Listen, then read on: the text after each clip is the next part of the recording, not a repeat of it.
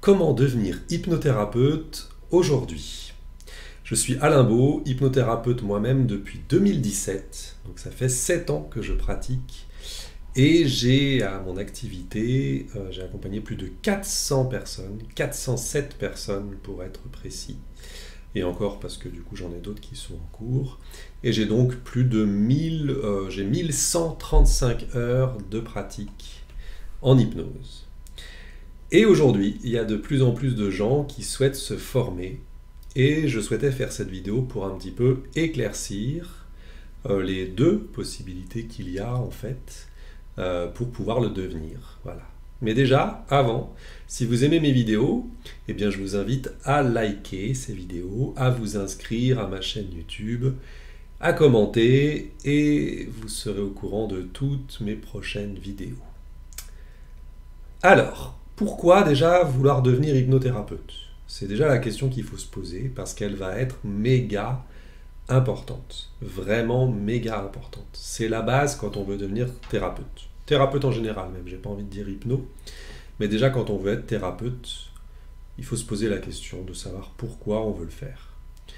Il y a en ce moment, c'est la période qui veut ça sans doute, beaucoup de gens qui souhaitent quitter leur profession actuelle pour vouloir accompagner l'autre. C'est une bonne idée, bien évidemment. Par contre, c'est un peu comme tout. Je pourrais me mettre à faire du violon, mais c'est pas pour ça que je pourrais commencer à faire des concertos et à être le meilleur violoniste au monde qui soit. Par contre, effectivement, si je pratique, je vais pouvoir apprendre à faire du violon. C'est la même chose en thérapie, c'est-à-dire que on va pouvoir tous et toutes devenir thérapeutes, mais il va y avoir des prédispositions. Donc ça, la vidéo, elle est importante parce qu'il faut déjà se poser la question avant de savoir comment se former. Il faut aller voir justement ce qui résonne en soi, parce que ce métier est quand même assez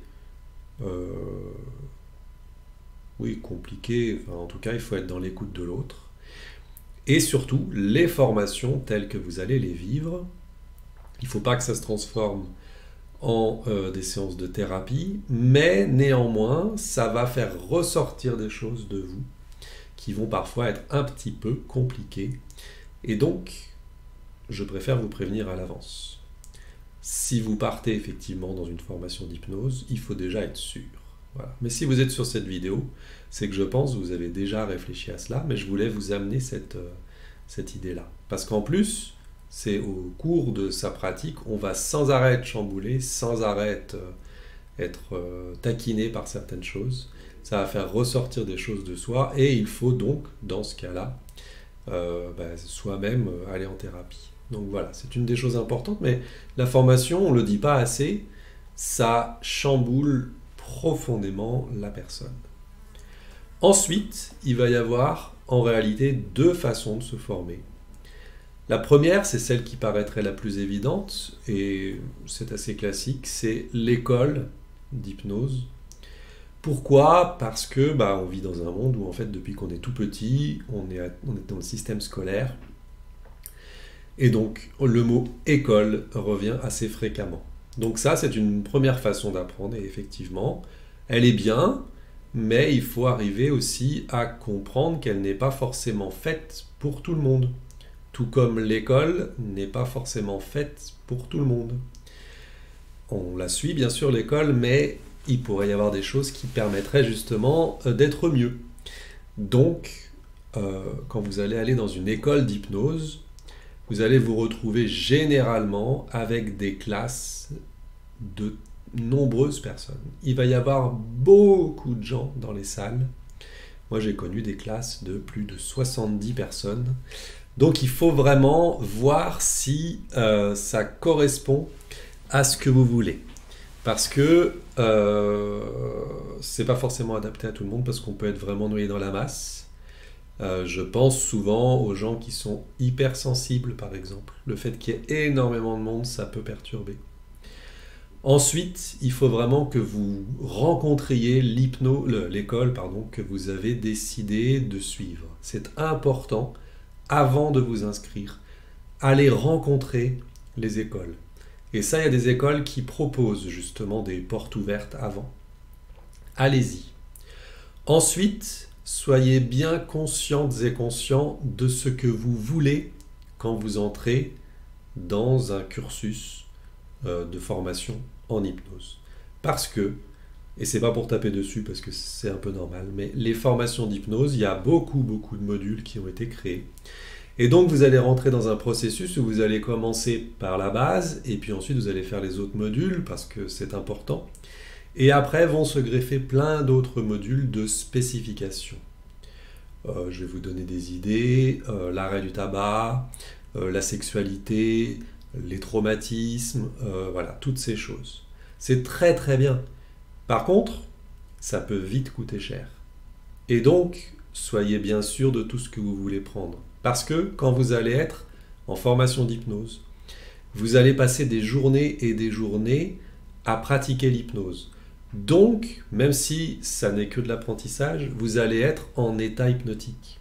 Et donc, il faut vraiment travailler sur soi pour arriver justement à rester les pieds sur terre. Et pour ne pas accepter certains modules de formation alors que vous n'auriez pas voulu. J'ai rencontré des gens qui ont fait la totale des formations, qui s'en sont sortis pour des milliers d'euros. Et je leur ai dit, est-ce que tu vas faire de l'arrêt du tabac? Ah ben non, j'aime pas ça. Et tu as pris le module de spécification en arrêt du tabac? Bah ouais, parce que j'avais envie de le faire, parce que je me disais que j'étais curieux. Si vous avez de l'argent, tant mieux, mais ça peut vite coûter cher et on peut parfois s'endetter. Donc vraiment, parlez avant de ça aussi à l'école, rencontrez les gens, dites-leur, voilà, moi je veux ça, mais ça, ce que vous proposez, j'en veux pas forcément. Dites-le dès le départ. Comme ça évitera qu'ils vous refassent la pub pour ce genre de choses. Voilà, je ne suis pas ici pour critiquer les écoles, mais je suis là pour vous expliquer un petit peu le fonctionnement que j'ai connu. Et donc, il faut vraiment être sûr de soi, être sûr de ce qu'on veut. Ensuite, je le rappelle, il faut être sûr aussi que ce soit adapté à vous. Il y a des écoles où ça va être principalement de la théorie et très peu de pratique. Et si vous êtes quelqu'un qui avait besoin de pratique, dans ce cas-là, ça ne sera pas forcément adapté à vous. Voilà, j'ai fait à peu près le tour des écoles, il y en a plusieurs. Je ne ferai pas de publicité ici pour elles en font assez pour elles. Mais en tout cas, choisissez bien et choisissez vraiment en fonction du feeling aussi. Rencontrez les professeurs, rencontrez les gens et voyez comment ça va se passer. La deuxième façon d'apprendre l'hypnose, c'est tout simplement avec un thérapeute déjà installé. Voilà. L'hypnose n'est pas reconnue par l'État. Donc aujourd'hui, ça peut avoir du positif et du négatif. C'est-à-dire que tout le monde peut former à l'hypnose et tout le monde peut se former à l'hypnose. Après, ça peut potentiellement créer des dérives. Mais du coup, ça a aussi l'intérêt que c'est accessible à tout le monde. Donc, nous pouvons, nous, thérapeutes, former les gens. Moi, j'ai souhaité attendre vraiment que des gens me disent « tu devrais former ». Et comme je vous l'ai dit, j'ai quelques années de pratique, donc j'estime que j'ai la capacité de le faire. C'est pas la même façon d'apprendre, tout dépend bien sûr aussi du thérapeute, comme il souhaite le faire, mais moi je souhaite vraiment le faire en groupe réduit de 4 à 5 personnes. Mon but étant, de mon point de vue, attention je reviens là-dessus, c'est que quand on est trop nombreux dans une salle, je vous ai dit 70 personnes par exemple qui se forment, on ne peut pas vérifier que chaque personne soit OK.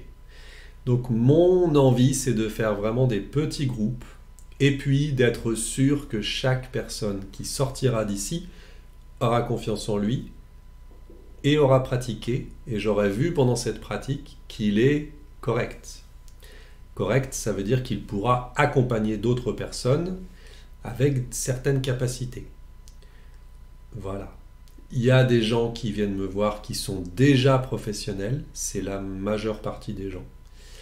Ouais, Et après, il y a certaines personnes qui peuvent vouloir venir parce qu'ils veulent se reconvertir.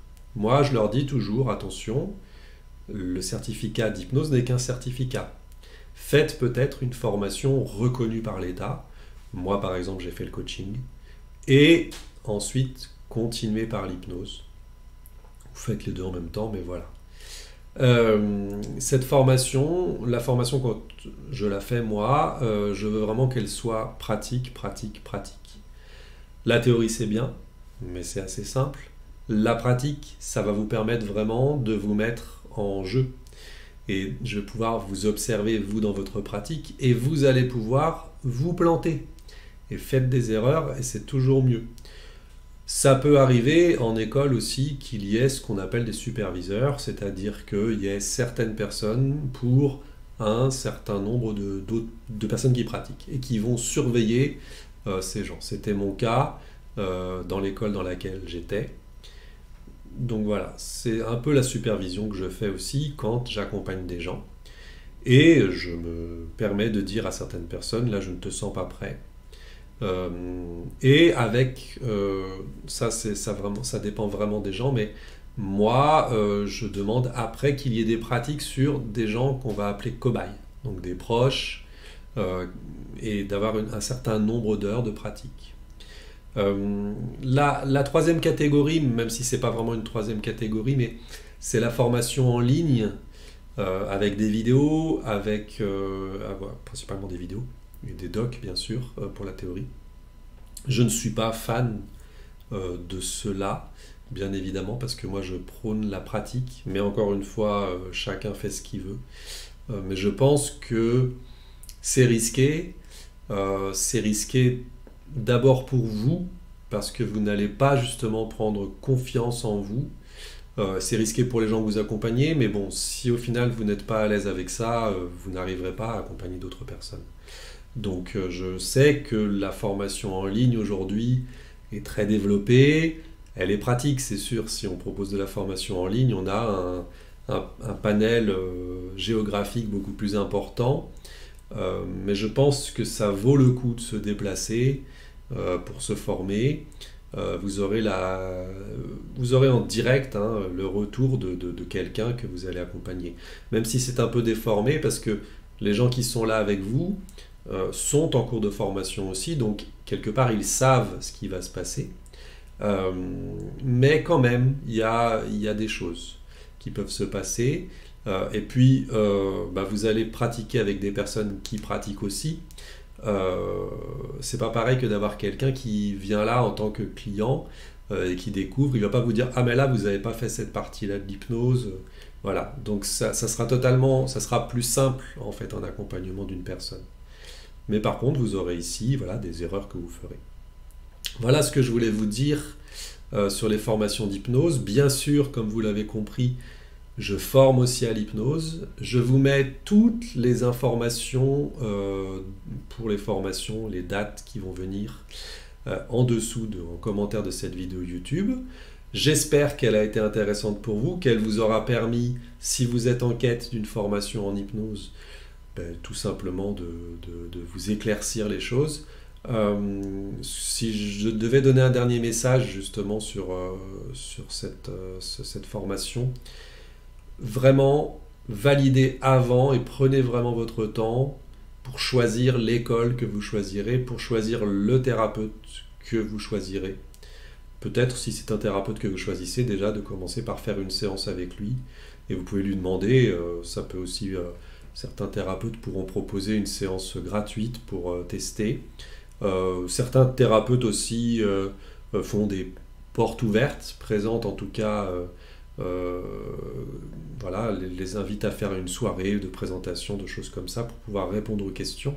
C'est important que vous puissiez poser vos questions avant de vous engager, parce que c'est un engagement et les écoles sont frileuses à prendre des gens qui viennent d'autres écoles, même s'ils ont commencé un cursus, parce qu'ils ne savent pas comment l'autre école leur aura appris, tout ça. Donc du coup, si vous vous trompez d'école et que vous arrêtez, vous allez dans une autre école, vous allez devoir recommencer au début. Et ça peut vite devenir très très coûteux. Donc voilà, prenez vraiment le temps de réfléchir avant. Je vous souhaite une excellente journée et je vous dis à très bientôt pour de prochaines vidéos.